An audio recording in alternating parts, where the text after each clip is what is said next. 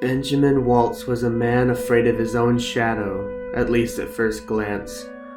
Diagnosed as a paranoid schizophrenic, he had spent the past 10 years of his life in a mental hospital.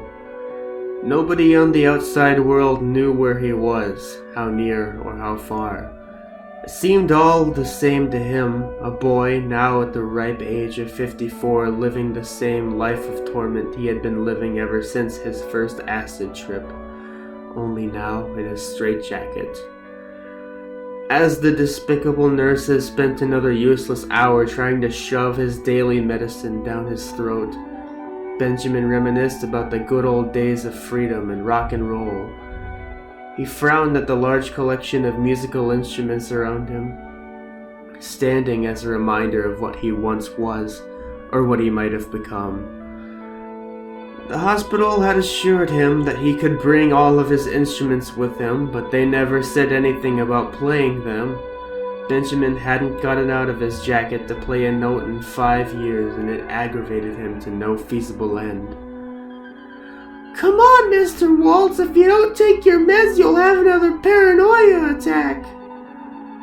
"Please just open your mouth for 1 second, the nurses begged.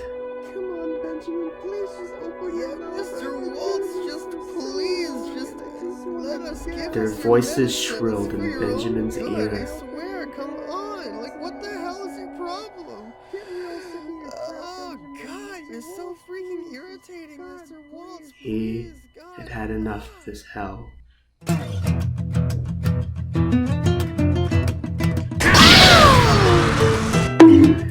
He headbutted each of the nurses and hopped toward the conveniently opened door.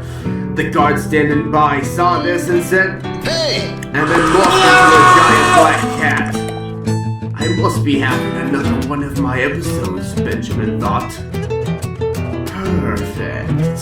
He rushed the cat and pushed right through the door, sending the guard cat down with a...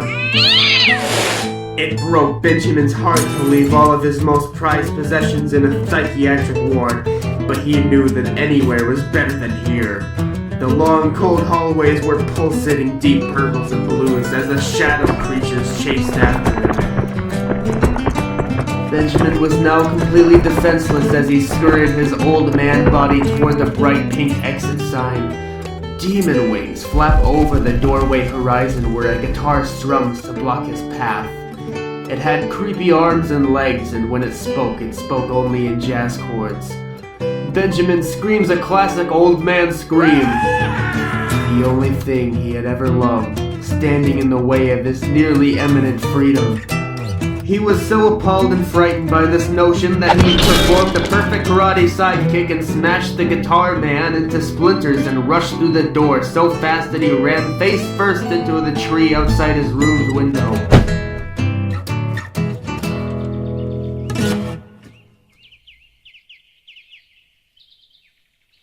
The blues and purples fade as the birds in the bright green trees sing. Nature's music has soothed his mortal soul yet again as he tasted the sweet sample of freedom. As he ran through the forest, straitjacket cramping his arms, he was free. But for how long?